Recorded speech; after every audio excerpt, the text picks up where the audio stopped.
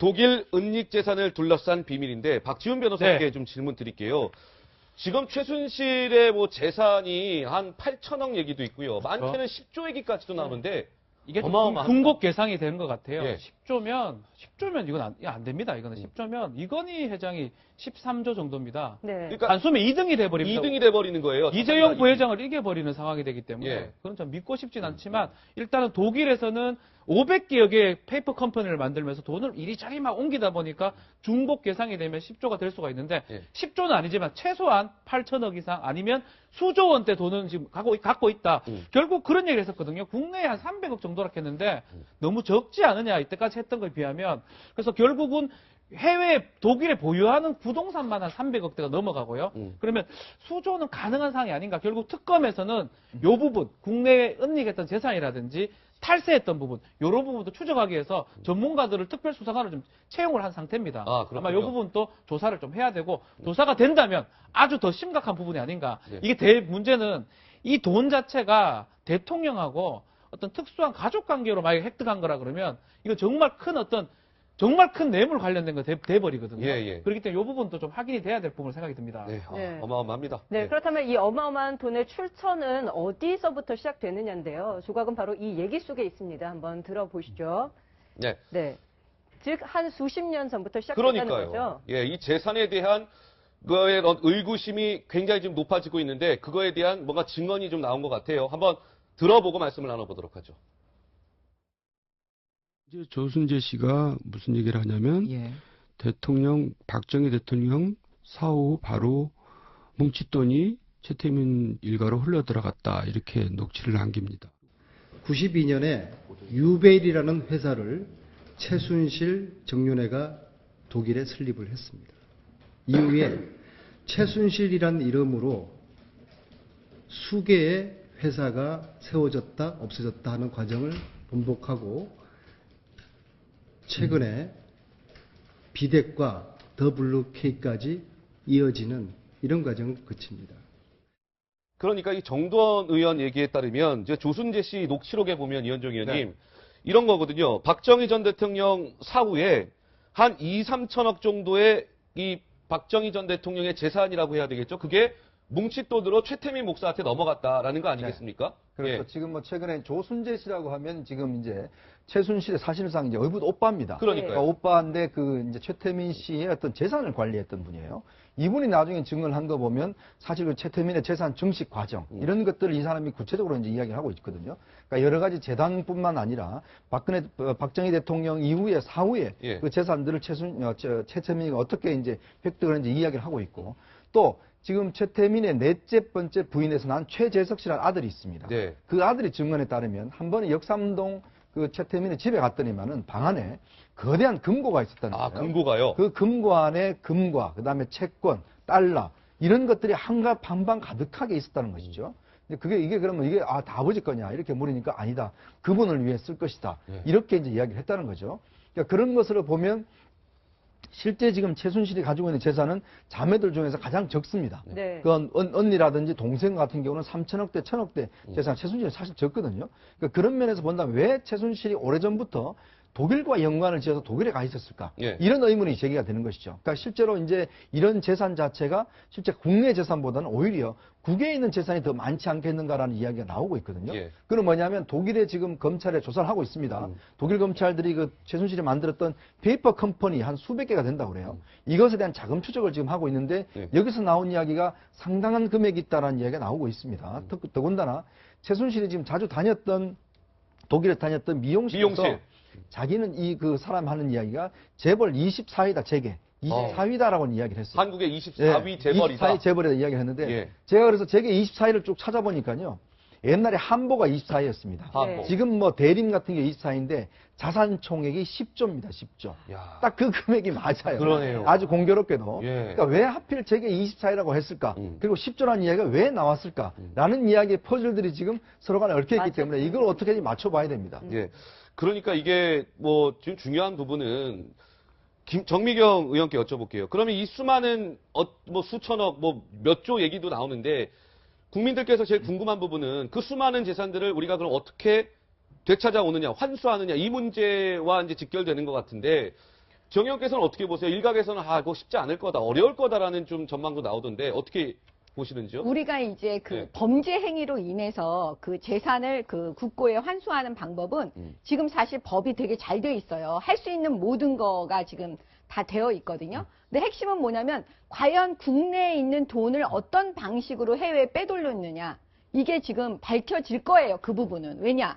그게 보통은 이제 회사로 해가지고 돈이 나가는 게 예. 가장 쉽지. 개인이 돈을 갖고 나가는 게 그건 그렇게 쉽지가 않거든요. 그래서 아마도 페이퍼 컴퍼니를 그렇게 많이 만들고 없애고 그랬던 것 같아요. 네. 네. 그러면 우리가 외환관리법 위반에 의하면 그 방법이 다 있어요. 어떤 식으로 하면 적법하고 어떤 식으로 하면 불법인지. 네. 제가 볼 때는 자금 추적을 해보면 그건 그렇게 어려운 게 아닌 것 같아요. 어려운 건 아니다. 네. 예. 일단 뭐냐면 자금 추적이 돼서 과연 돈이 얼마가 지금 독일로 나갔는지 실제로 그거부터 먼저 확인해야 되잖아요. 네. 그거는 수사를 통하지 않으면 절대로 확인할 수가 없어요. 네. 일단 확인하고 그 다음에 국고에 환수할 수 있는 거 지금 법으로도 될 수 있는 거는 환수시키고 만약에 지금 법으로도 안 되는 게 있다면 법을 만들어서라도 그거는 환수시킬 방법을 찾아내야죠. 예. 네. 반드시 그렇게 해야 되겠습니다. 네, 또 예. 최순실 씨의 재산과 관련된 마지막 키맨이 될 정유라 씨와 관련된 얘기인데요. 정유라 씨가 삼성이 지원한 고급 말을 탄 영상이 공개가 됐습니다. 확인을 해보시죠.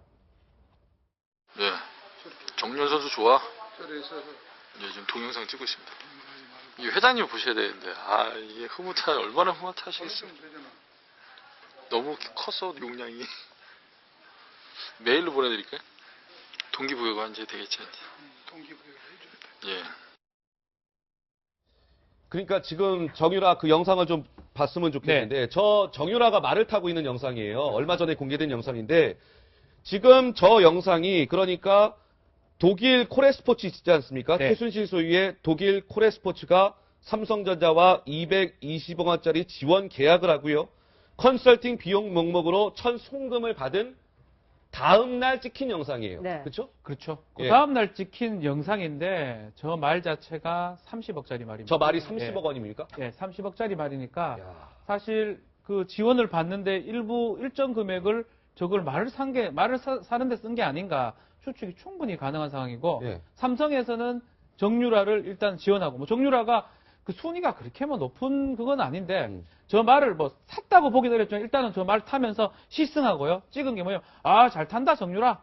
잘하네. 잘한다. 더 예. 좋네. 하는 거 보니까 저걸 샀을 가능성이 아주 높겠지요. 예. 뭐 사거나 아니면 사려고 계약했을 가능성이 높기 때문에 삼성에서는 부당하게 지원을 220억을 하고 또 정유라는 그 지원금을 갖고 말을 사는 그런 어떤 연결고리가 지금 되는 그 동영상으로 보면 될 것 같습니다. 예, 그렇군요. 자, 저 말이 30억 원이라는데 저 말을 과연 최순실이 돈을 내고 샀겠습니까? 저 말을. 그렇죠? 그러니까 최순실 씨는 제가 볼 때는 돈이 지금 너무 많으니까 이 돈의 관리에 대해서 고민을 수십 년간 했을 것 같아요. 제가 볼 때는. 과연 이 돈을 어떻게 관리할 거냐고요. 그래서 생각해낸 게 뭐냐면 독일이었던 것 같아요. 독일. 예, 독일로 재산을 일단 도피시키고 나중에 이제 모든 게 끝나고 나면 독일로 이민 가서 그냥 평생 잘 먹고 잘 살려고 했던 게 아닌가라는 생각이 들고요. 그 다음에 그 독일을 생각해냈을 때 그 정유라를 승마를 시키려고 한 건 최순실 씨인 것 같아요. 정유라는 지금 제가 보면 말을 자기가 좋아서 이렇게 타고 있는 애 얼굴이 아니에요. 본인이 저걸 즐기는 것 같지 네, 않으세요? 즐기는 것 같지가 않아요. 그 다음에 저 사람들의 지금 대화 내용을 보면 뭐 회장님이 얼마나 좋아하실까. 그 다음에 보여주기 위해. 네, 네. 그런 식으로 막 얘기하고 있잖아요. 말을 잘 타지도 못해요, 정유라가. 그러니까 말을 잘 타지도 실력도 못하고 떨어져요. 그다음에 네. 자기가 즐기지 않는데 어떻게 말을 잘 탈 수가 있겠어요. 그러니까 저 또한 뭐냐면 해외 도피, 자기 재산이 지금 핵심이니까 그 재산을 도피할 수 있는 가장 좋은 거 그걸 정유라한테 승마를 시킨 것 같고요. 그다음에 이 스포츠를 통해서 기업으로부터 돈을 빼앗잖아요. 네. 예. 네, 그러니까 이런 모든 게 사실은 수십 년간의 이 최순실 씨의 머릿속에 있는 작업이 아니었나 지금 드러나고 있는 것 같아요. 네. 표정이 안 좋은 거는 출산한 지 4개월밖에 안 됐기 출산한 지 얼마 안 때문에 돼요. 예. 출산한 지 4개월 후에 지금 저렇게 말 타고 있는 겁니까? 그러니까 이제 흐뭇하다라고 이야기를 했겠죠. 저희가 또 이제 국민 감정이 이렇게 안 좋은 상황에서 정유라 그럼 도대체 지금 어디 있느냐, 그러니까요. 당장 소환해야 되는 거 아니냐 이런 국민 감정이 일고 있는데 독일 명품 거리에서 활보하는 모습이 포착이 됐네요. 네, 뭐 이게 지난 최근 모습이에요. 네, 예. 얼마 안 된 얘기인데 한 열흘 정도밖에 안 된 얘기인데요. 이 독일 프랑크푸르트에 이 금융 중심가가 있고요. 거기에 명품가가 줄비하게 있는 그런 중심가에서 정유라 씨가 포착이 됐다는 겁니다. 그러니까 데이비드 윤이라고 하는 사람, 그러니까 지금 최순실 씨의 어떤 독일에서 여러 페이퍼 컴퍼니를 만드는데 도와준 사람이라고 알려져 있는 그 데이비드 윤 형제하고 또 다른 어떤 신원을 알 수 없는 남자하고 해서 5명이서 같이 있는 장면이 목격이 됐는데요. 이게 안민석 의원이 한번 갔다 왔는데 안민석 의원이 독일을 갔다 오고 난 다음에 우리 교포라든가 유학생들이 그 집 앞에서 진을 치고 기다리고 있다, 지키고 있다, 고생을 하고 있다 이런 말을 한 적이 있거든요. 그러니까 정유라가 어디 있는지 사실은 우리가 잡을 만만 있으면은 충분히 잡을 수 있는 가시권 안에 있는 건 분명하다. 네. 그리고 이제 뭐 스위스 망명설이나 이렇게 나오는 것은 망명하지 않았으니까 나오는 말 아니겠습니까? 그러니까 결국은 정유라가 들어올 만만 있으면 지금으로라도 얼마든지 들어올 수 있는 상황이라는 걸 다시 확인할 수 있었던 거죠. 박지훈 변호사 보시기는 어때요? 아까 뭐 이현정 의원님도 말씀하셨지만 최순실을 압박할 수 있는 수단이 딸 정유라일 수 있다라고 이제 말씀하셨는데 정유라가 곧 진짜 국내에 이제 좀 들어와서 조사를 받게 될 거라고 보십니까? 아니면 계속 도망 다닐 것 같으세요? 어떻게 보세요? 글쎄요, 지금 조력자가 있기 때문에 도망될 가능성도 있고 또 스위스나 뭐 리텐슈타인 이런 데는 끊으면 금방 넘어갑니다. 이유이기 때문에. 근데 사실은 망명은 정치적 박해가 돼야 망명이 가능한 거지, 망명은 좀 불가능해 보이고, 어쩌면 언젠가는 돌아와야 될 상황이고, 이경재 변호사 말대로 돌아올 수밖에 없는 상황인데, 만약 돌아올 수만 있다면, 지금 최순실 씨가 검찰 조사 때하고 다르게 법정 가서 모든 걸 부인해 버렸거든요. 특검에도 당연히 협조 안 할 걸로 보이는데, 만약 정유라가 와가지고 대지를 한다든지 아니면 신변에 어떤 불이익이 나올 거라고 생각이 든다면 급변할 가능성이 있습니다. 그런 의미에서 특검에서 정유라 지금 체포하고 하는 이유가 그런 어떤 의미를 두기 위해서 하는 거고, 들어올 수만 있다면 수사에 탄력받는 거는 너무나 당연하다고 생각이 듭니다. 근데 핵심 키맨이 정유라일 수 있다는 얘기가 나와요, 이현정 의원님. 왜 그러냐면 정유라가 그동안 얘기한 거 보면은요, 상식적이지 않은 발언들 많이 했지 않습니까? 그러니까 개념이 없기 때문에 실제로 들어와서 뭔가 얘기했을 때 정말 핵폭탄급 진술이 나올 수도 있다, 뭐 이런 지금 관측도 있더라고요. 왜냐하면 지금 정유라와 함께 있는 사람들, 죄송합니다. 데이비드 윤이라든지 이런 사람들이 보면 실제로 이제 독일에서 집사 역할을 했는 사람들이거든요. 변호사라든지 이런 사람들이 보면 실제로 최순실이 독일에 어떻게 지금 투자를 했고 관리해 왔는지 아마 정유라 옆에 있었기 때문에 그런 사실에 대해서 다 알 겁니다. 본인이 뭐 나이는 얼마 안 되지만 최순실 독일에 있으면 독일 재산을 어떻게 관리하고 또 이대 입학 과정이라든지 이런 부분에 대해서 충분히 알 수 있는 위치에 있었거든요.